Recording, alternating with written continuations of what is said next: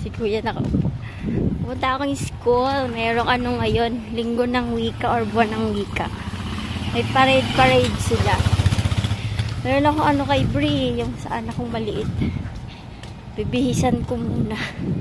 1:30 na. Baka magbibihis na sila.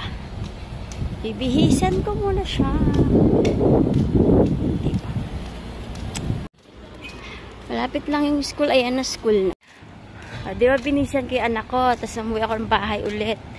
Kasi nga, nahiya ako.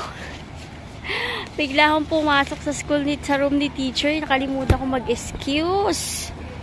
Grabe guys, nahiya ako. Nawala yung manners ko doon. Nawala ako ng GMRC kasi akala ko pwede nang pumunta doon. Kasi nga, ay may sakyan.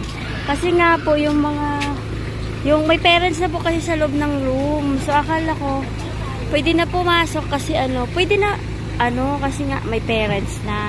Para nagsusulat pa yung mga bata. Busy lang si teacher. Ayun, napahiya ako. Pero sabi ng teacher, okay lang naman daw.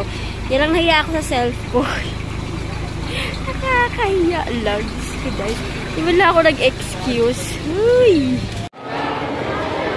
Ayan na kasuotan ni Brie. Ayan si Acob. O, Cob.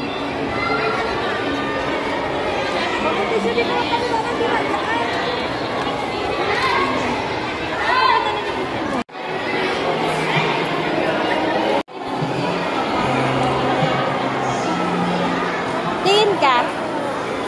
Oy, tumingin ka.